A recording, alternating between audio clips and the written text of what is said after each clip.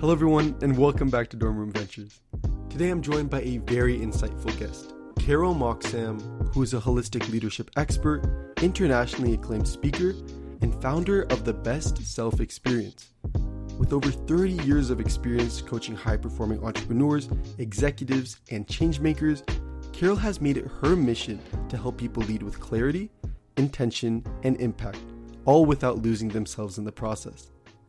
From earning the title of Mentor of the Year to being recognized as a legacy leader, Carol has worked across industries to help professionals and aspiring leaders alike communicate with purpose, show up as their most authentic selves, and create success that's sustainable and deeply personal. But here's the big question. What does real leadership actually look like for students and young entrepreneurs? And how do you build it before the title or the corner office? Well, you guys are all in luck because today, Carol is here to break down how to set yourself up as a successful leader, even in college, how to stand out without burning out, and why true leadership starts from within. All right, well, I hope you all enjoy. Carol, thank you so much for being on the show. I really appreciate you being here.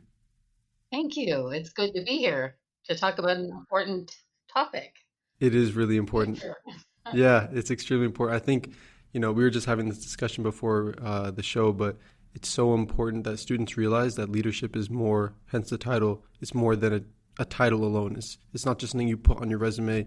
It's more about how you work with others, but also how you become your best self. And we'll dive more into that later, but it's just such an interesting discussion. But before going into that, I want you to tell us a little bit about yourself. So tell us a little bit about your work and what led you to focus on holistic leadership and helping people craft their best self.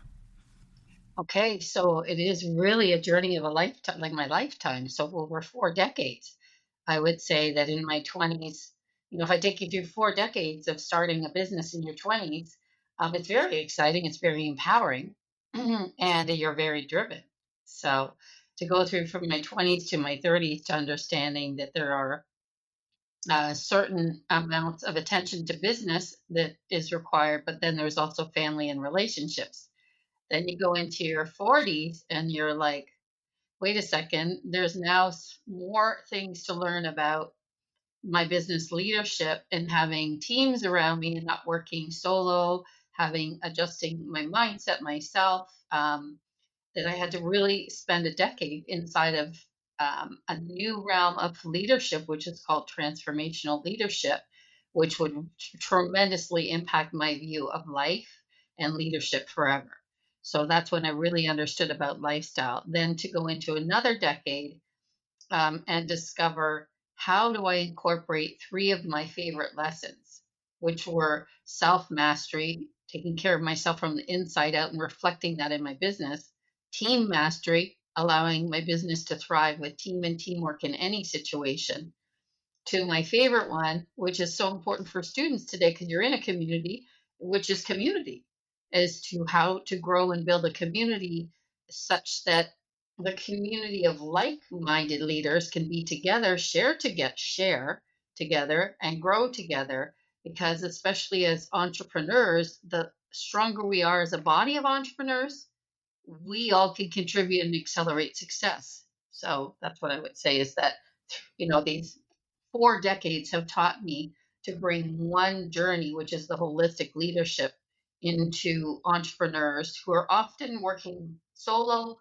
and working many, many, many hours. Because I did that. That was my first decade.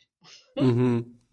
Completely agree. I think, even now it's such a big kind of stigma of hustle culture. And we're going to dive more into this later, but just the stereotypical idea of seeing someone alone in their room at night, working hard on whatever they're trying to do, whether that be a business or a project, whatever it might be.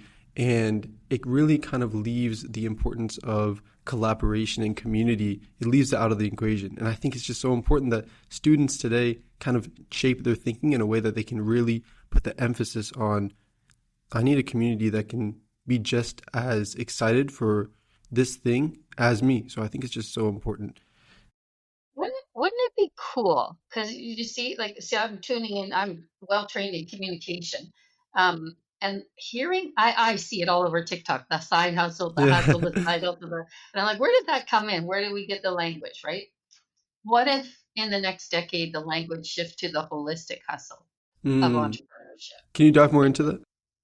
Yeah, because when you take on your full spectrum of all three of those domains, you now have a holistic approach. You first have to identify yourself.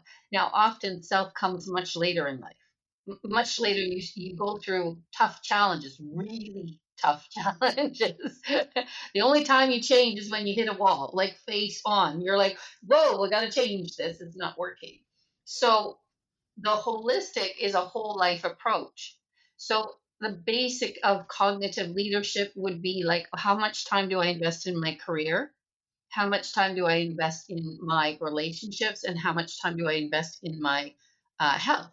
So if you take all three domains as a whole self and yourself within your business, relationships, and your health, and you evaluate how much time you're investing in each of those domains, and it will alter at different times of life, you get an idea of where your investment of your most precious asset time is going, and you ask yourself the question, okay, wait a minute, if I'm putting 80% of my life into my business and only that leaves me 20% for my health and relationships, would you think there would be an imbalance there? 100%. There is. Absolutely. Yeah. And that's, when I saw it visually for myself, that, yeah, I was putting 80, and I probably could even push that up to 85 and left 15 for relationships and health. So the goal of holistic leadership is to keep being aware ongoingly and newly, like every single quarter, every year, how am I developing myself? Where's my focus going? Have I forgotten about my friends? Am I ignoring my very important relationships, or am I not spending enough time in the gym? Like, I would put the health first alongside relationships, and career third now. And it was always career, then relationships, and health second, next second and third. That, yeah, that resonates a lot with me personally as well. When I was working on, my first ever startup back in the beginning of my time here at college, I put everything else aside, family, friends, sometimes even school itself. And, you know, not only did it have a negative effect during that time that I was working on the startup, but more than that, even when I finished the startup, you know, I realized that there was so much growth that was impeded because I didn't think holistically, like you said. And given that, I have no doubt that there are so many students in that same space that I was. So could you go a little bit more into all these three types of domains and how they play with each other? Okay. There's two things I don't want to forget: a balance of well-being and performance, how this ties in. So the three domains are basically our makeup of our time in life. So if you look at the most successful leaders in the world, no matter who we are in the world, we all have the same 24 hours. So the best thing I can say is that time is your budget, your lifetime budget. Yes, you went through an experience where you put more into your work than anything else, and you realize there was an impact on that. So that would be an integrity out of yourself, because yourself requires all these domains working to have you working. So now I'll tie it into the performance and well-being. And the only way, I can talk about it, but you have, by experiencing is your best experience of all life. That's actually your best teacher in life. And I was training in team management and leadership for a decade. I was leading team in Toronto, a team of 40 CEOs, and we were heading down for our North America team management leadership weekend. And before we go to the weekend, we have a checklist that's about 15 pages long of well being, to make sure that while we leave our home and our country and our families, that we have structures in place for all of our people that are important. We also have structures to make sure that we take care of ourselves and our health. And even when we arrive at the conference, the same as that. Now, our responsibility as leaders was to complete all of those, and make sure we're leaving with integrity to head down to the conference. That particular weekend, I'll never forget, because it was life changing. 26 leaders across North America sitting around the table with global leaders, communication training leaders, and they looked at our integrity on our well-being reports, and they said, like, what's up with that? Because we were operating at a level of about 30% on our well-being, making sure that our life, it was looked after. And the global leader, Jorge said to us, like, yeah, what are you doing that's causing this? Like, why are we not paying attention to ourselves while we're serving all these leaders? Now, here's the thing. He didn't blame us. This is the leadership. He didn't blame us. He was actually looking at his leadership. How did he cause this? Did his global leadership body cause this such that our leadership body didn't have integrity? Then guess what? Now the next level, our actual participants in the leadership body now are following our pattern. Wow, that's fantastic. That's amazing. You might as well get a domino of leader, leader, leader. You're not taking care of yourself. You're not taking care of yourself. You're not taking care of yourself. Where did we all miss? And now the thing is, there was nothing wrong. That's that's a key distinction in leadership. It's now only where do we find the gap and learn from this. Now here's where we went. We all go off out in a Saturday all day training, and we're now putting up the scoreboard for the quarter, all our performances. How did we perform? What are the results? Okay. So now we look at the whole quarter and we say, okay, this was out just for preparation for the weekend. What do you think was happening during the quarter? Where was our attention? Was it on the results that we were committed to, or were we somewhere else? Like, what were we doing? Because it actually mirrors. So, this is the part about self mastery.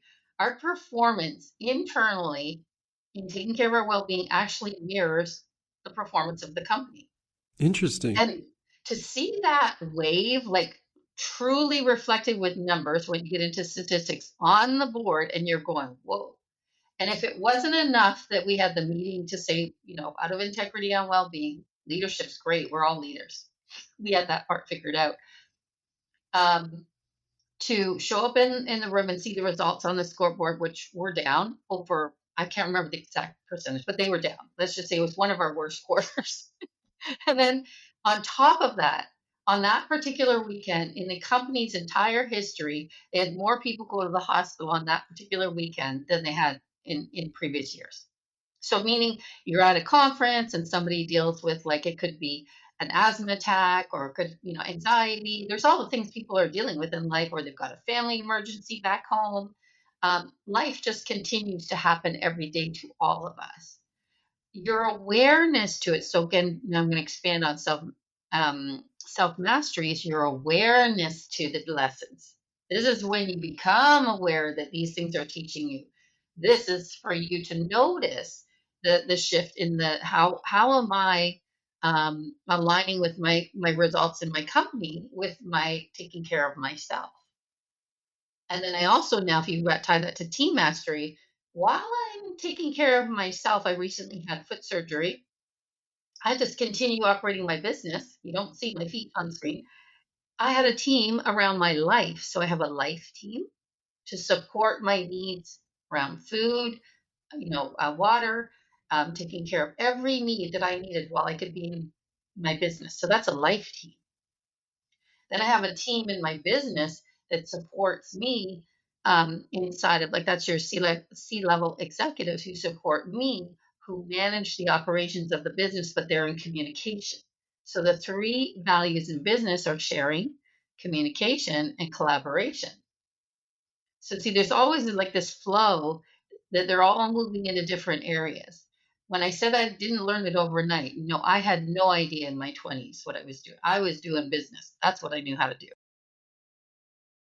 What I had to learn in my lifetime was that my business is me. Very well said. Your business is you.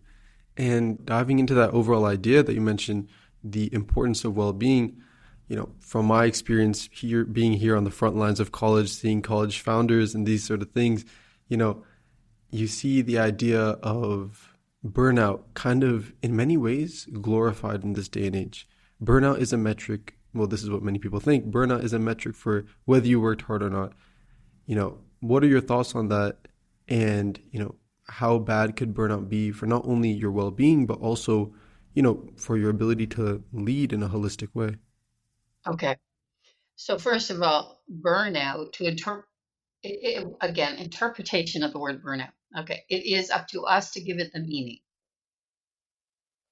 So I actually pause before, because I'm like, burnout is teaching us something, but you know, whew, burnout comes in many different forms. So for me, for example, burnout was, um, given in many ways and warnings to me, but I wasn't seeing the warning signs. And then there was this one day that I started to get tingling in my arms, and I was like, "Oh, what's that?" And I told my friend, and she's like, "I think you should call a nurse." And I'm like, "Why?" And she's like, "Well, just call and ask them about it." I saw your eyes. I called the nurse and I said, "Can you tell me what this is?" And she's like, "We'll send you an ambulance." And I'm like, "What do you mean you're going to send me an ambulance?" And I go, "No, the hospital's right across the street from me. I'll just walk over there." "No, we're sending you an ambulance." And she said it the second time, and I said, "What?" Well, I said, "I just told you, I live right across from the hospital. I can walk there." She said, "No, we're sending you an ambulance." And then a complete shift happened in my body. And it was like, wait a minute, somebody here knows something I don't know. And I surrendered and I took the ambulance across the street. And what I had to learn was the most important lesson in my life. The burnout was catching up, it was wearing down my body. I wasn't eating healthy. And I had the left side of my face was frozen. It was called Bell's palsy, which was close to a stroke. Wow. And when I was diagnosed and went to my naturopath, because immediately the next 24 hours I was with my friend and going off to a naturopath because I believe in holistic healing, um, it was identified that I was very close to having a stroke or a heart attack if I did not take care of myself. So, burnout, the physical body will let you know that you've ignored it for too long. So imagine from 24 was when I started my business to about 38 was when this happened. It's pretty much what about 15 years timeline. Hmm. So if I ignore me, ignore me, ignore me, ignore me, over time consistently, the body will tell you you've ignored it. If I refuse to take water in my day and I don't feed myself throughout the day and I eat late at night, oh my gosh, I used to do all these things. Go through drive-throughs and eat garbage food. Um, the body is just going to be so annoyed at me. Like it was just done with me. And I had to appreciate, I have the term life is a special event because I had to reflect the same way I took care of my clients. Catering is an essential part of an event. So is it in your life. It's not it's food is one of the highest priorities to feed the vessel. If we rush through our food, recently one of my holistic leaders said to me, "Carol, when you eat, please don't discuss anything that is negative or of a disease while you eat, because what you eat, your words while you're eating." I was like, whoa, that was deep. Do you see how like the holistic side of it is the future we're living into because we made the mistake. I made the mistakes, but my job is now to pass on my lessons and say, build a stronger leadership. I can only tell you so much, but until you're in the experience of it, that's how you'll know. But pay attention to the warning signs. If you start falling, if you start tripping, if you're not sleeping properly, these are part of a whole part of being a human being. Sleep is an asset. Definitely. And, you know, I think that it's so overlooked, like, especially sleep for college students. It's such a, a well-known fact that we don't focus on sleep too much. And I am a victim of this, but very well said. And I think it's important to make sure that we avoid it before it actually happens. And, I was actually talking about this in a previous episode with one of my guests, Ben Morin, and he was saying that he personally went through burnout and it was one of the worst things for not only his personal well-being, but also his growth both career wise and personal. So I'm very glad we touched on that. And now I want to go more back into, the idea of holistic leadership in the three domains that we were discussing. Um, you know, one big thing that I hear from students a lot is that, great, I have these three domains. I know what I need to do in order to lead the right way. I just don't have the time. I just have so much on my plate that I have no idea how to balance it all. And my well-being with my ability to collaborate with others and also lead my team. What is the first few steps that you recommend these students take in order to really manage their plate in the right way? I'm going to say my four favorite distinctions. So I did develop a deck of cards with like key life distinctions that were my favorite ones that altered my life. So first of all, a distinction is when it becomes, like I said, about self-awareness. So what are the key distinctions that will set you up for success? Is the first one is choice. So choice, you can choose to suffer or you can choose to actually be the experience you choose. So suffering is a choice. And recently I worked with a young leader who realized that she was actually creating her own mental chaos by adding, I want to learn more studies, I want to learn more books, I will give me more learning. Learning can be an addiction.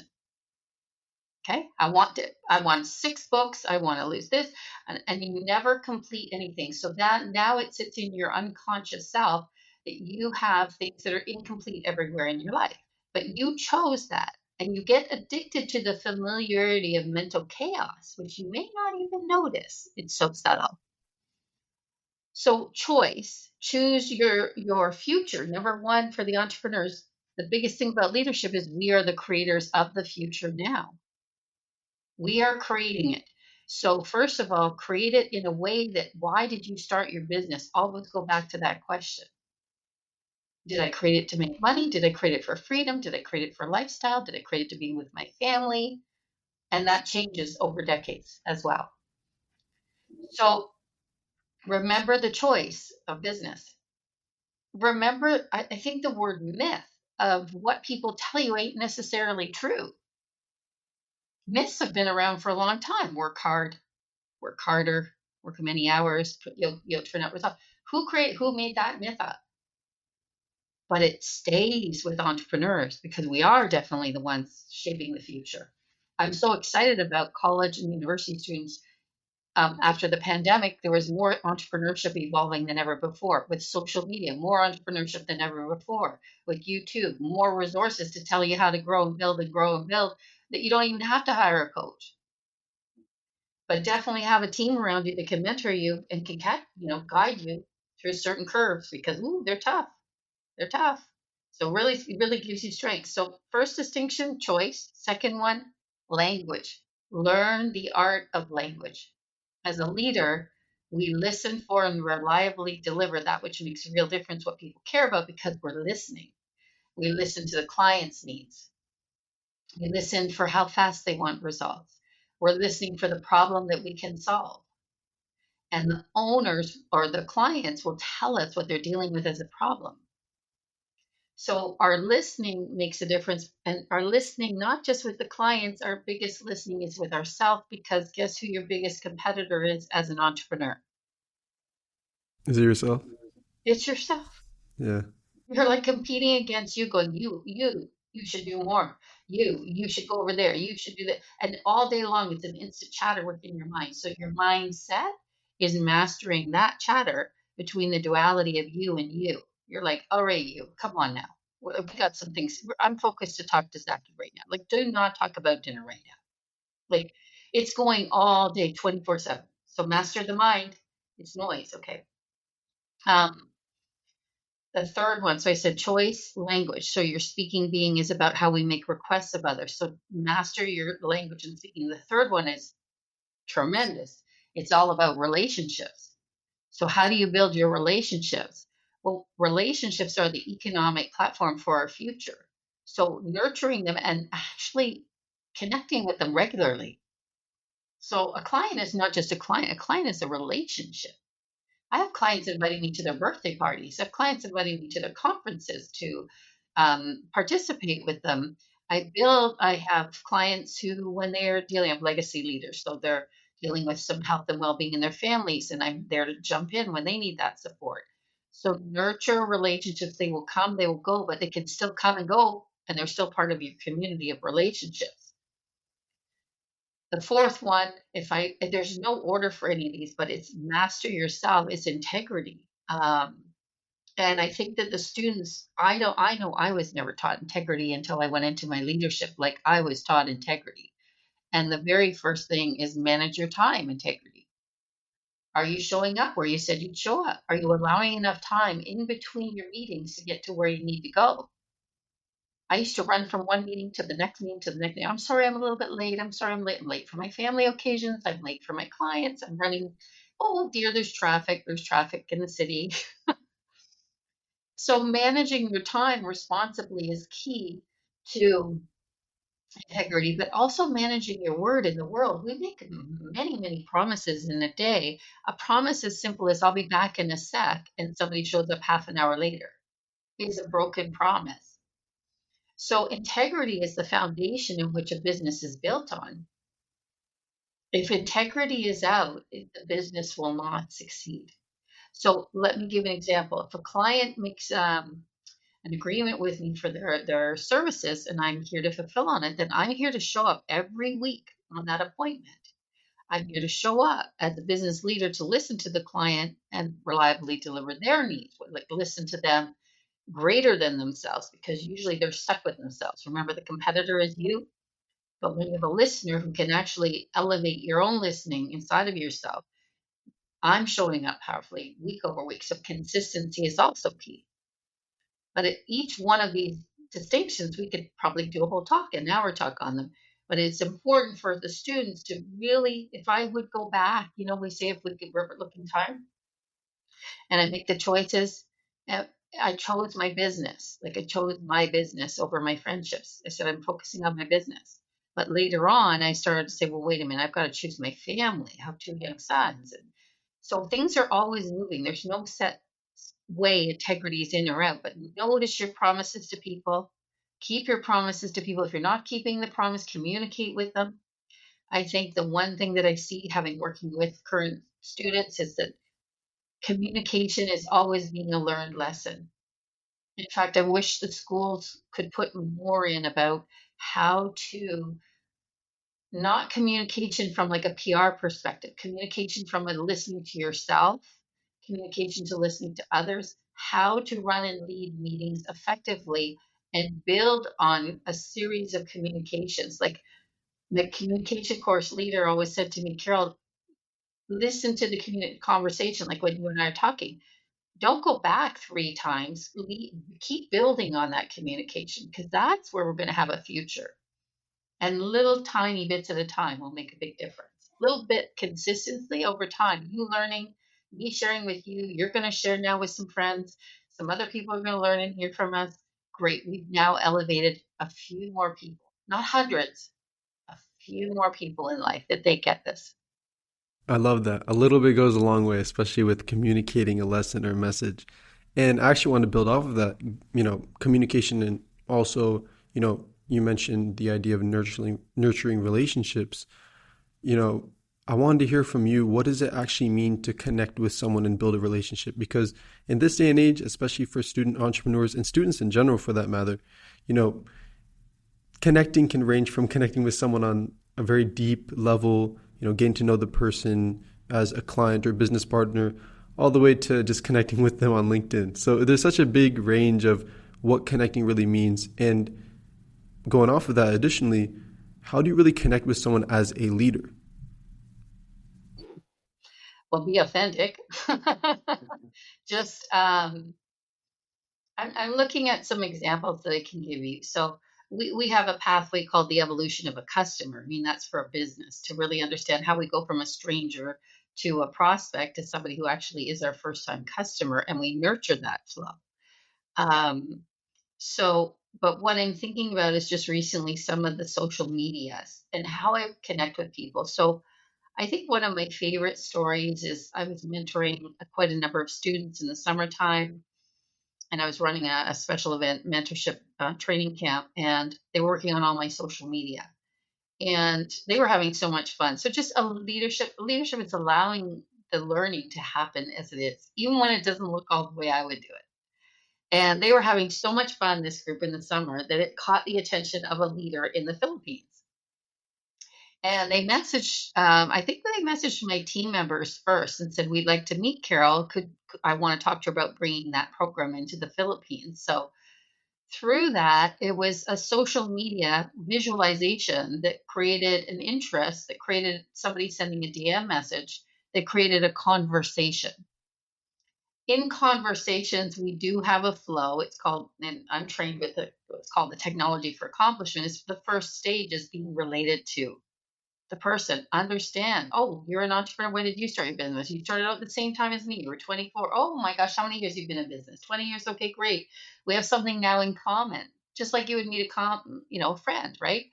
A community, we would have something in common. We're both entrepreneurs, we're both mothers, we're both leading, and we're both excited about um, making a difference for the next generation. So we were running a training and development session on event management at the time. So that relationship started out from a post, remember, and I was introduced.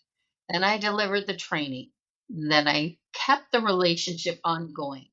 Then my client from the Philippines came to Canada as a friend, stayed in my home, met my friends, met my fellow friends, enjoyed dinners with my friends, and was part of my livelihood in my community. Then continues to be a part of my future. I'm thinking we're now at 15 years later. We're still connected ongoingly. Very successful entrepreneur, 30 years herself, Annalisa. And we're both committed to making a difference in multiple platforms for the next generation because we both did the same thing. Started early. Here's where we're at now. How can we leave it better? And I know that Annalise is working on holistic as well through self mastery. She studied it during the pandemic. She's opened up her own business. She's a serial entrepreneur, opening multiple businesses and making sure entrepreneurs have what they need and creating opportunities for people to work as well. So all of that nurturing is over time.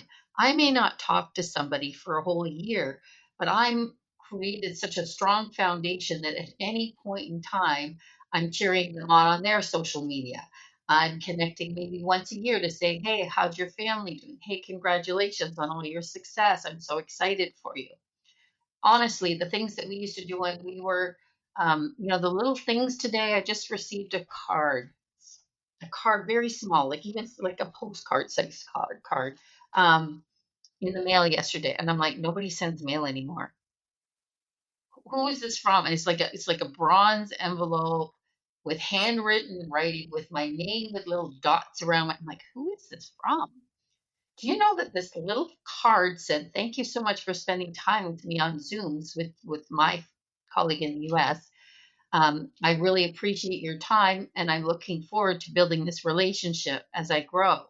And she wanted to acknowledge that I had done a proposal, but she hadn't gone ahead with it. She wanted to thank me by handwriting a letter. Wow. And and that's how I reacted. I was like, wow, that's something. We have all these emails, we have little social medias and voicemails now. And I was like, wait a minute, that's old school. That really made a difference. Mm-hmm. So the natural, authentic appreciation and acknowledgement. So I acknowledge my peers. I want to celebrate their wins and successes. Yeah, and I want to acknowledge my peers when they're growing a family and have a family. I want to be there for my peers and my community of business owners and clients and friends when they're dealing with a really tough time. that's fantastic. So it's more than just I want to let them know that I'm still here. I hear them. fantastic. It's more than just, from what I'm hearing, just telling people what to do and micromanaging them. It's more of actually, you know, not only being a leader higher up, but being able to kind of put yourself down a little bit to really see eye to eye with them. Is that correct? I'm going to just phrase the word put myself down. There is no down or up or down. We're all Mm, together. Um, and I think the interpretation of leadership is the old school management is gone. I'm going to actually request that the students take on a new framework of leadership. It is no longer about a manager telling you what to do. That is old school management. interesting. The new leadership that we're stepping into is about managing people's promises, not people. We don't manage people. We manage people's promises. So on a weekly basis, I meet with my team and I ask them, please put your promises in existence immediately within 5 minutes when you make a promise, because it needs to go into our tracking system. When we come to the meeting on Friday and we complete the week, we want to be able to Have you not have it in your mind, consciously or unconsciously, that you had all these things to do and you didn't complete them? We have a distinction also called being complete, being incomplete. Mm-hmm. Sometimes we think we can do so much more in a week. But we really, like I said, those small, consistent actions. Maybe we did 2 or 3 posts. Maybe we did an article. But now, over 12 or 13 weeks in a quarter, we can start to see our accomplishments. We can manage our promises. We have an actual tab in our promises that says complete, incomplete, or ongoing, or in progress. So it's like, where is it at? The purpose of that is, from a management standpoint, is one is that my team doesn't go home for the weekend thinking about all the things they did or didn't do, because they will discipline themselves, no problem. They'll be like, oh my god, I didn't get that done, oh shit. And they're talking to themselves all weekend, oh, didn't post the article, didn't do that. It's going running unconsciously all the time. So again, when you become consciously aware of yourself, you can stop the noise. Just look, it's incomplete. Yes, I've disappointed people in my life. Yes, I actually, just before this, I said to my client, I can call you for 15 minutes. And I'm like, no, I can't. Like, I had a proposal coming in, a client wanting to talk, getting ready for you, completing my team. And I was like, wait a second, can't do all this in 1 hour. No, no, I've got to communicate back to them and say, I'll talk to you after 4. I will get back to you. I'll stay on this line. So things are always moving as a leader. My integrity is to be in communication. So I'm not going to leave that client hanging that I said I'd call in 15 minutes an hour ago. No, I'm going to let her know, look, I made a mistake. I'll call you after, because I was trying to squeeze so much in 1 hour, Mm-hmm. Very which well is what said. we try to do, isn't it? And we're like, oh, I'm going to just finish one more thing, right? Exactly, exactly. So Yeah. integrity is number one. Integrity is that important. And then relationships, yeah, absolutely, yeah. And I wanted to kind of scope into the idea that you mentioned about leadership not really being, levels, not that you're above someone, because I myself had the predisposition that it was. And, not only for my personal curiosity, but also for all our listeners, I want to hear, your insight as to how do you manage a level of leadership where you're on the same level, but you're also able to have those leadership attributes. Oh, okay, so I'm going to tie my two favorite words together, leadership and lifestyle, because I actually am the reflection of what I would like to see my team be in their lives. So there is no level. So when I hire people to work with me, I say work with me, not for me. That's number one. Number two is listening for what they came to learn and grow with. Now, sometimes they may say it straight up, but they may not. So I have to just listen to what they're saying, what they're not saying.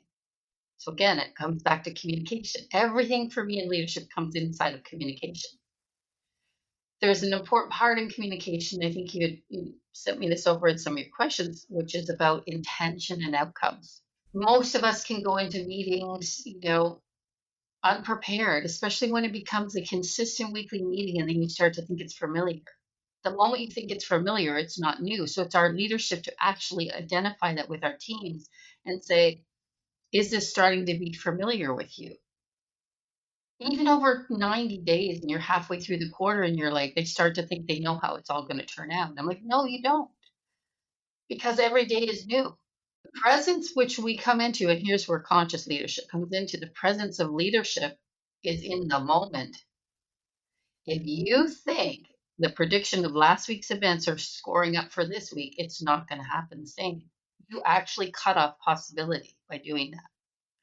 So my leadership is all about communication and making sure that I communicate with myself first to create, my intentions and outcomes with the team and teamwork every quarter. In fact, we start our week off with our um, who we are as a team as a possibility. Like we're a possibility of being happiness, joy, and unity this quarter. So we're all related. It is our relatedness quarter. And then we have an intention of like who we are as a team and how we're communicating as a team and are we related as a team? Because you will still come in as a team member operating as an individual. But the difference when you come into a team and now you're operating as an accountability is much different. I had one boss tell me when I was 23, when the only job I got hired at for 4 years, he said, Carol, you're replaceable. And I didn't like him. I was a brat already. I was like, what do you mean? I'm never replaceable. There's only one of me. I was a brat at 24. And Emil Riak, and he said, but it's not me being replaced. It's the job. It's the accountability. That's all it is. It's not me. No job is me. So and leadership and lifestyle, that's why I said ties this holistic approach. It's like you want to be a great leader of teams and have you taking care of yourself the same way you want to take care of your team. And you want to give the team the opportunity to make sure they're taking care of themselves and have their, I'm sure you've seen some of the offices like LinkedIn headquarters I've been to, um, where they have like water available and snacks available, and they have like they can skateboard in the hallways, and it's really cool. Like because they want people to play. Like work was supposed to be play. In North America, honestly, it is North America. I'm going to say this, but we have been so conditioned to work so hard, and we've been conditioned a very linear life that we come out of school, we're supposed to work and work and work and work and work and work until we retire. That's linear. Who said that? Again, it's a myth. Come out of school, you have greater opportunity than ever before. And I'm so impressed by some of the young leaders that are causing massive results, but they are getting burnt out. I know that. I absolutely know that. Causing massive results in their life. And I think that, I'm going to just give you a little bit of a spectrum on the other end of the results. So you cause massive results. You get all the things you want. You buy your house, you get the car, you get the this, you get the girl, you get the husband, you get the family, everything. You get it all. Fast forward 40 years.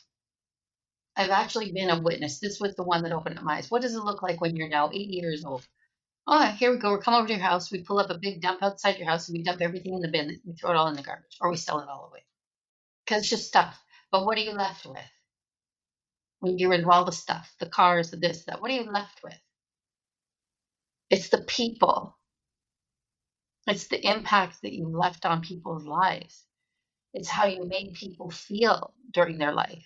When somebody is unmistakably present with me and being of service to me, and I'm like, whoa, this person's really present to what I need. It is an unbelievable experience to receive that kind of presence. So that's my invitation for the students is to notice anytime you think something's a pattern or you think you figured it out, don't, because it's never happened before. Today, this moment, this call has never ever happened before. The consciousness in our conversation, it's being driven by you and I connecting, and this is our connection that could open up doors for the next 30 years. I'll see you when I'm 80. Oh my God, you're bringing the garbage down. That's gonna be when part 2 of this episode happens.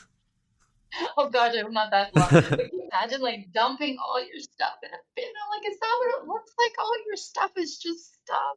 Right. Yeah.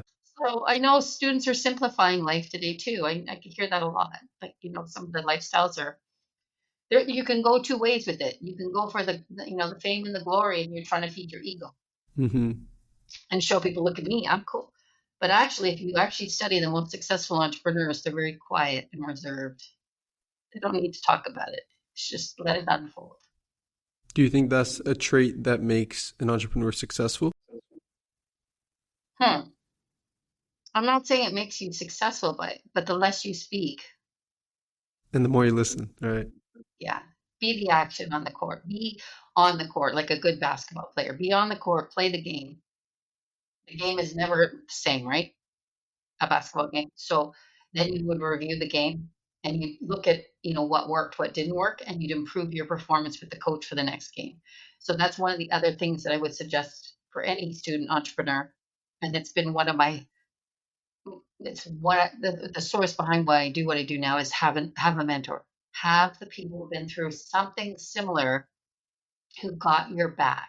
And you may have to go through several. You may have to go through different phases of mentors. You may want a mentor on your business. You may want a mentor on your health. You may want a mentor on your food, how to work out, how do I feed myself? Like I just had meal prep done for my whole week so I can make sure that I can do all the things this week and take good care of myself. Mm-hmm. How do you recommend that students go about, finding a mentor that's right for them? I think the first thing about mentors is not to just say, "Hey, I want you to mentor me." So you have to do due diligence, do your research, find out about the person, like find the person that they're like, "Oh, I really like so and so." Trying to think what my mentors are, um, and research what it is you like about them so you're now related to them in a way that you're like, yeah, I really see that you're doing this well and I really see you have success. I don't know what's behind all of that, but I'd like to learn more. So be curious in your communication with them, not like, hey, I want you to be my mentor. I've had people say, hey, I want you to be my mentor. And I'm like, no, because if I'm going to give you my most valuable asset, which is my time, I need to actually qualify you that you're willing to be coachable and willing to take the actions because a mentor knows how much to give you. We're like the Karate Kid. I don't know if you know that the Karate Kid, but like the X wax on, wax off Hmm. is like he will keep telling you the same thing over and over, and you're like so frustrated. You're like, I don't want to do that anymore. He keeps telling me to do the same thing, and you're like, keep going. Hmm. You went from 6 to 100. Okay, good. Now we're getting somewhere. But you don't know why, but the mentor knows why. We're not going to move you forward to the next level until you get that level. Makes no sense. So if you're going to play with the high rollers, you need to make sure you definitely got your integrity in place, your communication in place, so you're mindful of your words when you're speaking, and you actually can build a trusted relationships. You can be reliable and show up honestly and fulfill on the actions weekly. Don't show up and expect someone to talk to you and tell you what to do. No way. You're going to do the work, and it is going to be hard work.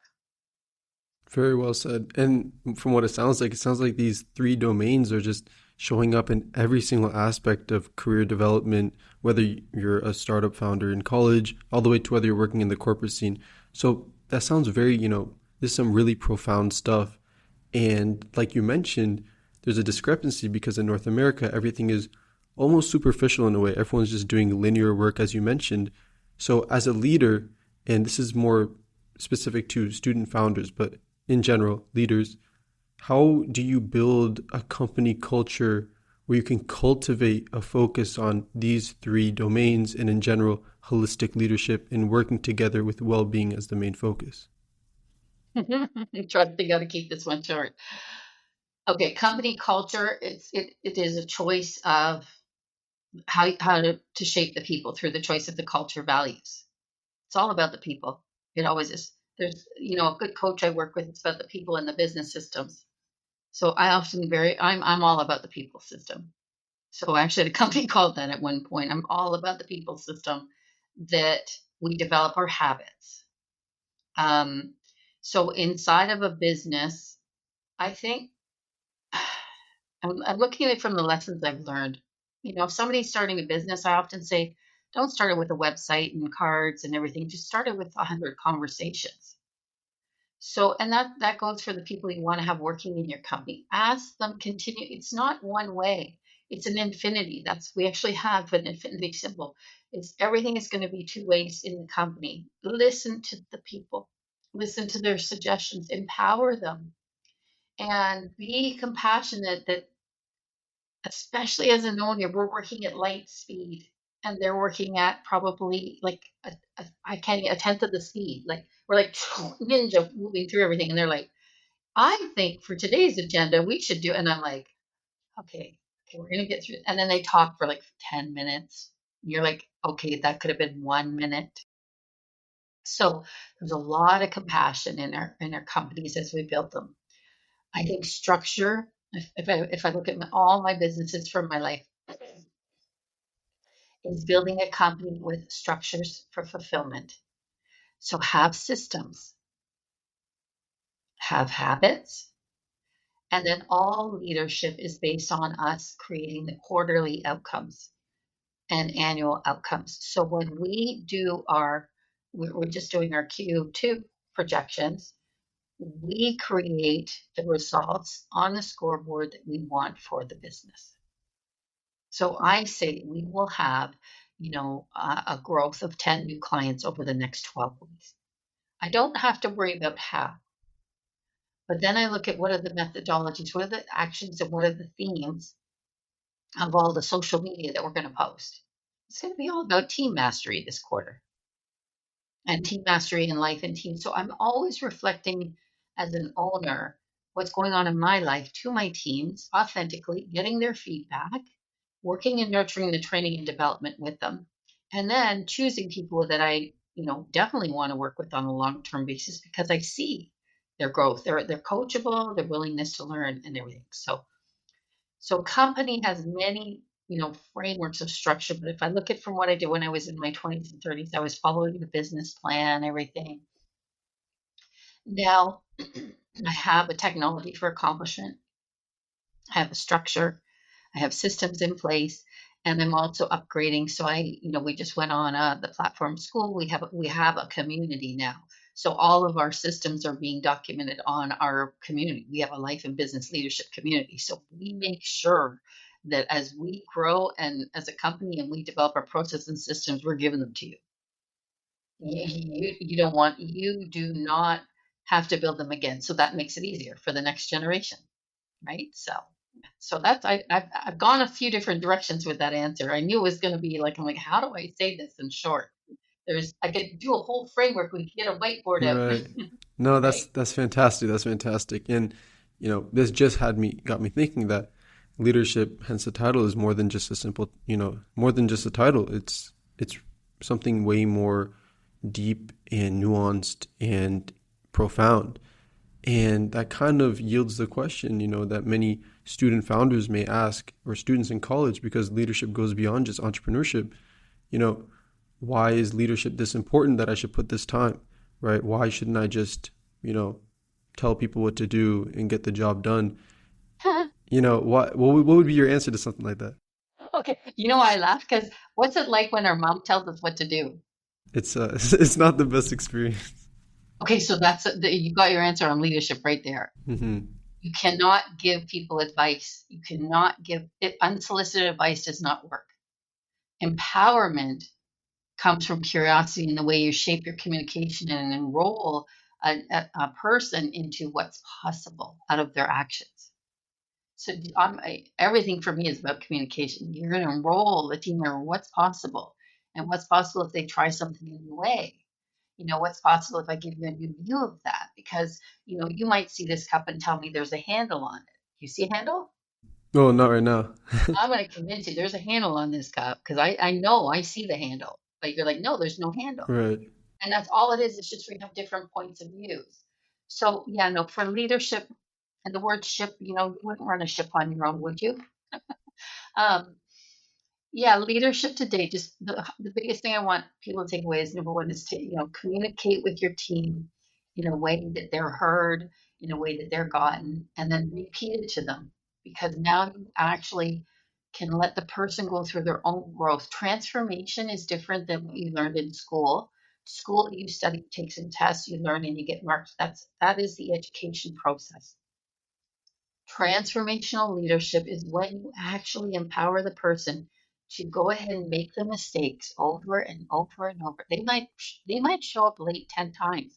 The 11th time they show up on time because I've asked them to restore integrity 10 times. Sometimes it's 40 times, just in case you want to know.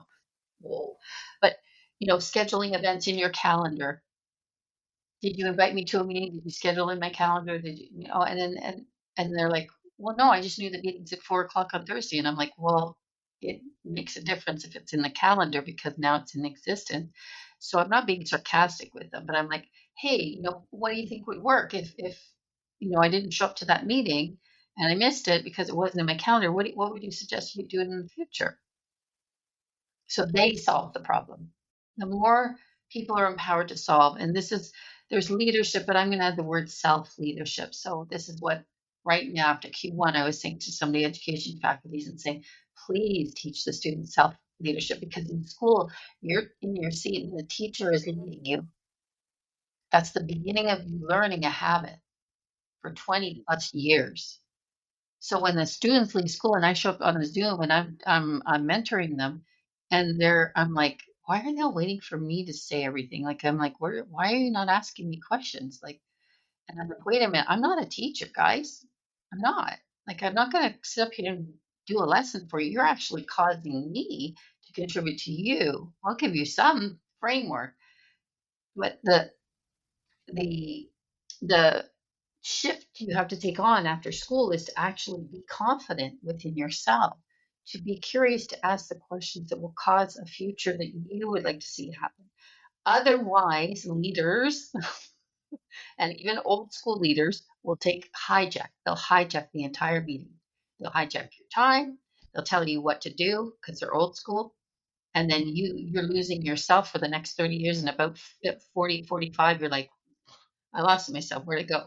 I'm following everybody else's dreams. I'm doing all the things for other people. I thought I was doing that right. I'll do one more project volunteer. I'll do one more thing to look good and get an award. I'll do one more thing to sit on the board. And you're like, no, I don't sit on any boards anymore. I don't chase any awards. I don't need an award to be like, hey, Carol, you're great. I just do great work because I know that I can impact one life at a time. And I know when I impact one life, that one life can now go and impact 10,000 lives as a leader. Like they will go out with the training that I invested 10 years in and go and actually empower a culture, empower a community, empower people to work with them. They will have successful business because there's constantly all like you and I are just talking for this hour. Like I said, there's many domains. We have 12 different accountabilities as an owner. And then we have all that responsibility and all our teams. Yeah, it's a big job. So why is only 5% of people entrepreneurs in the world? Because it's a big job. Hmm. But it's a cool world. Hmm. It Kudos to you is. for starting it and playing it. No, it definitely Anybody who does is. it. It definitely What was is. your business that you did? We were doing fintech business for banking, so it was a lot to build because you have all the institutional stuff you had to work with. But it was a lot of fun, like you said. It was really cool. But that's fantastic. And you mentioned this a few times already throughout this episode, but I want to focus on the idea of how educational institutions take on the idea of leadership. Like you mentioned, there's a huge discrepancy when students graduate out of college, for example, going into the real world. Their idea of leadership or how to work with someone who is their leader, it's very different because they're used to working with teachers or, being the subordinate, being in a place where there are those levels, right? How do you recommend that a student is able to change that thinking and work in a more healthy leadership ecosystem before they actually graduate? So a couple of things. I think I was just thinking about how we met was through a leader, through Vernon with Worldwide Apprentice, and he's as committed as I am to making sure the next generation gets that. So the first thing is get inside a community. So inside Apprentice Worldwide, you can get access to resources. You can get access to mentors. You can be inside a community while you're in school and meet these people. Please do not think we're like up here and you're here. Like it's not that. We're actually more committed, most of us, to when a student calls to say, "Hey, no, I'm available." Like, we're vetted out because we're really ready and committed to make a difference for students anywhere in the globe when Hernan calls. Um, so get connected with people who are like-minded in a community. Why? Because when you finish school, you will want to be a part of a community. It's actually very important to your social health, and the community gives you strength. By showing up in a community, let's say we're showing up on a Zoom. Again, don't be the observer. Don't just observe the whole meeting. If you feel your heart racing and you have a question, speak up. It's of course it's nerve wracking, even it is for me, because I don't want to look stupid in front of all these people, 400 people on a Zoom. I'm like, I don't want to ask a question, but I started really being my voice, like stepping out and being really nervous. Like I would feel my heart beating while I'm asking a question when there's 400 people on the Zoom. I'm like, whoa. Oh, I'm like, okay, I can do this. Just do it. Just say yes. So I keep hitting that, raising my hand, saying yes so that they'll call me out, even as a mature entrepreneur. But I'm just saying for the students, practice being involved in businesses. There's so many meetups, there's so many communities you can join. Don't go overboard. Don't do that. I'm not suggesting that. But find some group that you really like and you feel good in, and then have your voice be heard. So it could be a hobby. I have one of my students who likes card artistry. Could be your hobby. Practice it with your hobby. Get used to that way. But get used to being outside of the school community. It's a very strong community. It's like I'm telling you, when you leave school, there's nothing ever quite like school. It's you actually realize how cool school was. You're like, I want to go back. It was easier there. And then you're trying to find your like-minded entrepreneurs and your like-minded peers. You're like, so where do I belong? Right? You're finding yourself going, where do I belong? Right. I find my special event peers. I find my entrepreneurs. I find my mothers. I find, mentorship. I found mentorship meeting her through Clubhouse, like people who mentor people. I love it. Right? 100%. 100%. And it's all about, like you mentioned, just finding your group, finding your people to collaborate with. That's fantastic. And so kind of wrapping things up, final takeaways, final piece of advice and insight, you know, what's, considering everything that we've talked about here today, what's your advice for someone who wants to grow as a leader but isn't really sure where to start? And not just a leader, but the exact type of leader that we've been talking about. Okay, you already are a leader in life because it is your life. You only have one life to live. So the first thing is understand yourself and understand if you're a leader of your life, you are at the source of all your choices for your life. So the choices that you make between now and like the next decade, you may not think it's no big deal, but they are. My first business was all in parties. So think about my lifestyle. It was all special events, late nights, you know, um, and so I look at that and it's like if I'm gonna have the late nights, there's no drinking. I'm working. It's a choice. I'm not hanging out. So my habits, and the next thing would be habits. What are my habits that can support the structure of the game that I'm playing? Again, everybody has different habits that they choose. I know entrepreneurs that are up at 4 a.m. in the morning, 6 a.m. in the morning, and I usually get up around 7:30, 8, and even 8 and 9 because I let my internal clock wake me up. I don't have an alarm clock. I don't want to ever put an alarm clock in my bedroom. Wow. I want to be able to appreciate my day and understand myself and yourself when you go through your day. Put your health first. Do the workout in the morning, even if it's 15 minutes. I remember so many people telling me about health, and I had various different health coaches all throughout my life. But now, over 50, I really understand that it's the number one thing in their day to put structure. It's got to be there because it's going to impact everything else. It's going to actually give you the performance and well-being strength that you need to manage everything else. And get out in nature. So please, we're all on computers. Get out in nature. Um, Habits shape your future. There's like Atomic Habits. So many great books about that. Wade Dyer is definitely about intention. Um, the third place would be if you want a future now, is to design your lifestyle. Like really map it out. You would map out engineering. You would map out a business plan. What does your life look like? I don't care if it's for 5 years, 1 year, 2 years, 3 years. Just choose 1 year if you can't even, but map it out. Like I have a theme every single year because my authentic self expression is life is a special event. I actually have a theme for my whole year. And then I watch how my life works around that. So my theme this year is called it's all about the mountains. I was going to say my second slide is divine revolution, but it's all about the mountains because I'm actually reaching such a high level of consciousness. The closest place I want to be is to heaven with the mountains because as you climb and your oxygen gets lower, you need to be very clear about what you're doing and have that support team around you. So, theme your year, have some fun with life, definitely.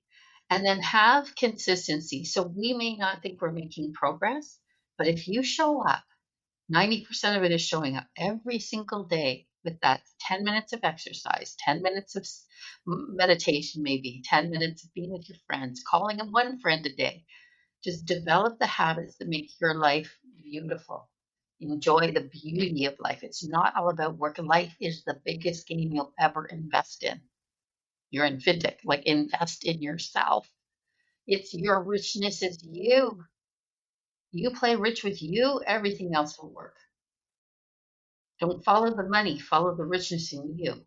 Money will come to you. You are this rich. You are very rich. And when you know how to leverage the richness in your consciousness, and have your body and mind and spirit aligned, you are fully connected, that I could sit here and literally think about my future and speak, and it shows up at my front door.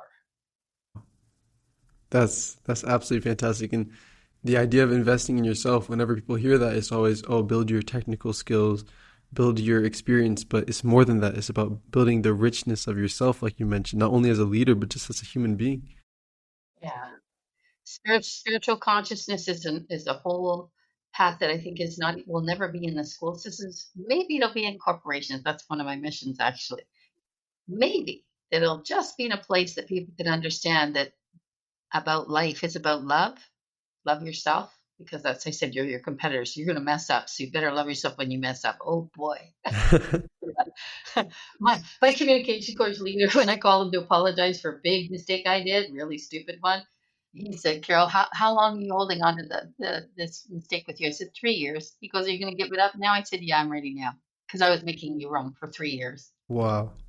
Wow. So yeah, love yourself, but more importantly than love yourself in spirituality is light yourself up. So how do you light yourself up? Many different cultures know through their own ancient teachings how to light yourself up. So you want to learn the ancient teachings. They're very true, and they're not in the schools. Hmm. So the ancient teachings are a true gift. They've been around, and they've been. It's like a society of its own. And there's so much in those that are so rich. You're like, what? Get this going on here. That's fantastic. And kind of touching on that, actually, I heard something about an ancient teaching that I'm kind of trying to incorporate in my own life now that you mentioned it. I wanted to share it with some listeners as well.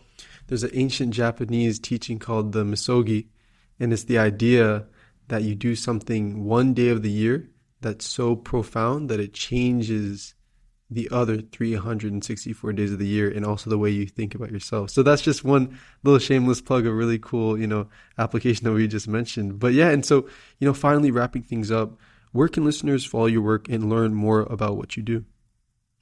So I think a couple things I would say, like through the work I do, we have a website called Life is a Special Event .ca, and that's where I do the life success and mentorship.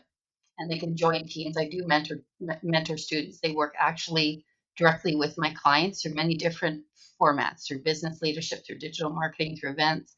But they get the leadership training with that. So that's one way. The other way they can find us is just email us, info@lifeisaspecialevent.ca. I'm on WhatsApp as well. I'm on Telegram. I'm on Facebook. I'm on LinkedIn. So all of the platforms, just find me on one. But the most important thing is take an action. If you watch a podcast or listen all the way through to the end, my suggestion, whether it's to reach out to me or you, is to take one action.